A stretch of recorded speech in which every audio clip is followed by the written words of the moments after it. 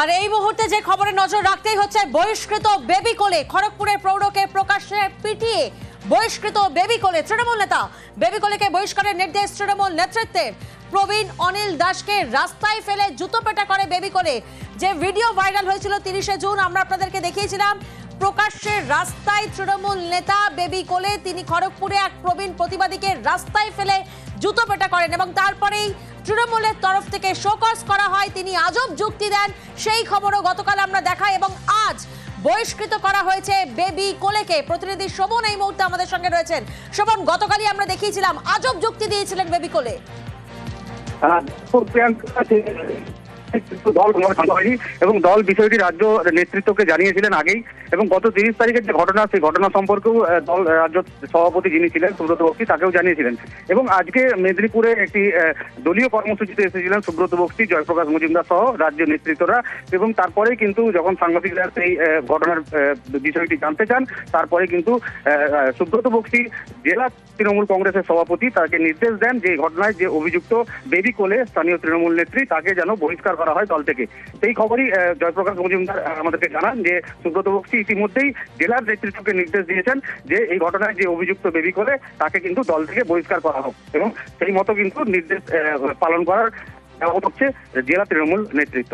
বেশ, বহিষ্কৃত বেবি কোলে আরো একবার আপনাদেরকে জানাবো, খড়গপুরের প্রৌঢ়কে প্রকাশ্যে পিটিয়ে বহিষ্কৃত। 30শে জুন সেই ভিডিও ভাইরাল হয়, আমরা দেখাই আপনাদেরকে। প্রবীণ প্রতিবাদীকে অনিল দাস, তাকে রাস্তায় ফেলে জুতো পেটা করা হয় বেবি কোলে।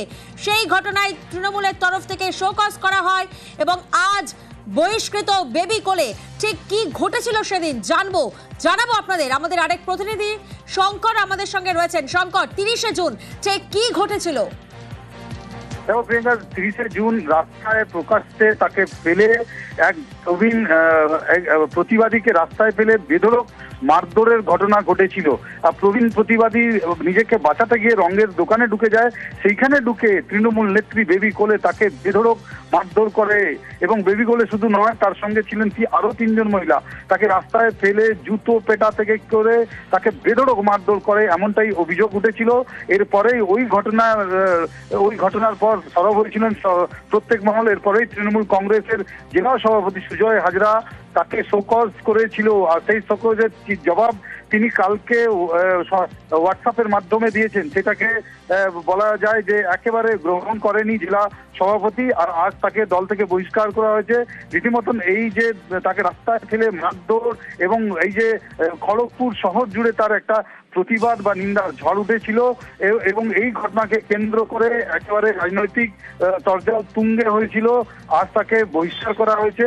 ইতিমধ্যেই আমরা অনিল দাসের সঙ্গে যোগাযোগ করছি, তার যে কি প্রতিক্রিয়া হয় সেটা এখন দেখা। বেশ, বহিষ্কৃত বেবি কোলে প্রবীণ প্রতিবাদীকে খড়গপুরের রাস্তায় ফেলে বেধড়ক মার। সেই ঘটনায় তৃণমূল নেতা বেবি কোলেকে আমরা জানি গতকালই শোকজ করে দলের জেলা নেতৃত্ব, এবং আজ যে আপডেট সামনে আসছে, বহিষ্কৃত বেবি কোলে। আমাদের পার্টির সদস্য বলে পরিচিত সেই বেবি কোলে তাকে অসামাজিক এবং অশালীনভাবে তার সঙ্গে ব্যবহার করেন, এবং সেই জন্যে তাকে শোকজ করা হয়েছিল। অনুশাসন খুবই কঠোর। মমতা বন্দ্যোপাধ্যায়ের 0 টলারেন্স। এই দলের কোনো সদস্য কোনো অসামাজিক বা অশালীন বা হিংসাত্মক ভূমিকা নিতে পারবে না। এবং আজকে রাজ্য সভাপতি নির্দেশ দিয়েছেন শ্রী সুব্রত বক্সী জেলা সভাপতিকে যে সেই বেবি কোলেকে দল থেকে নিষ্কাশিত বহিষ্কার করার জন্যে।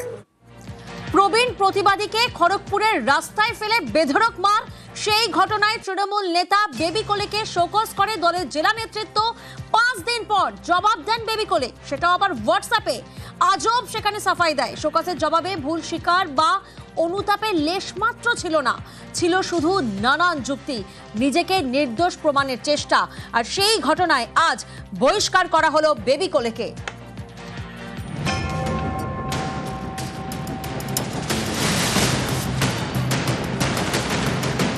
বয়স্ক মানুষকে রাস্তায় ফেলে মার।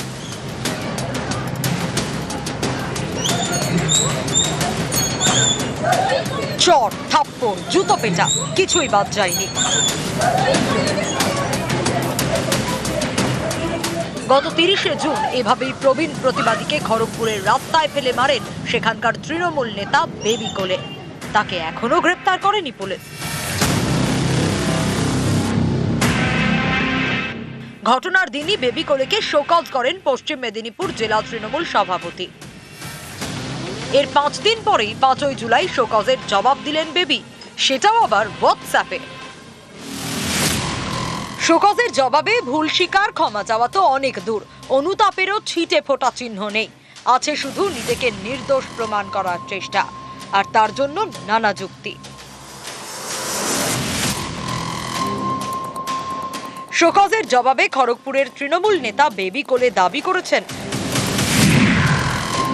তিনি নাকি প্রথমে মারধর করেননি, বয়স্ক অনিল দাসই নাকি প্রথমে তাকে মারেন, তিনি মারেন আত্মরক্ষার জন্য।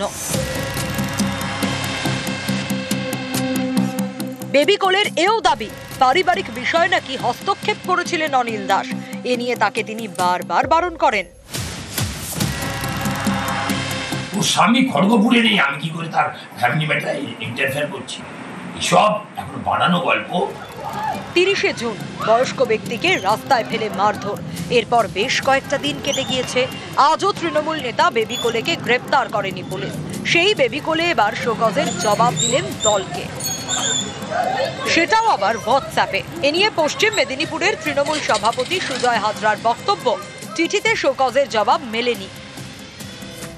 বেবি কোলের বিরুদ্ধে এর আগেও নানা অভিযোগ উঠেছে।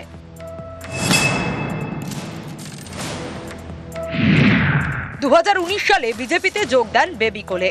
2022 সালে পুরসভা ভোটে খড়গপুর থেকে তাকে টিকিট দেয়নি বিজেপি। অভিযোগ, টিকিট না পাওয়ায় বিজেপির অফিসে ভাঙচুর চালান বেবি এবং তার দলবল।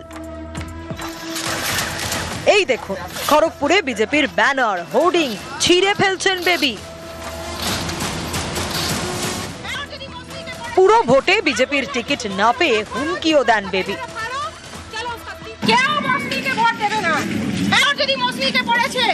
আগুন লাগিয়ে দেবো আমি, দাঁড়িয়ে বলছি, ভোট ঢুকে ঢুকে মারবো যদি বিজেপিকে কেউ ভোট দিয়েছে। 2022 সালে পুরসভা ভোটের পরে বিজেপি ছেড়ে তৃণমূলে যোগ দেন বেবি।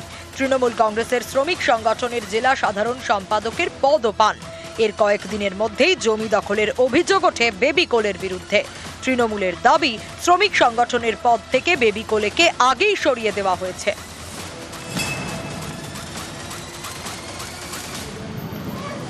গত 30শে জুন এই বেবি কোলে বেধড়ক মারধর করেন এক বয়স্ক প্রতিবাদীকে, রাস্তায় ফেলে মারেন।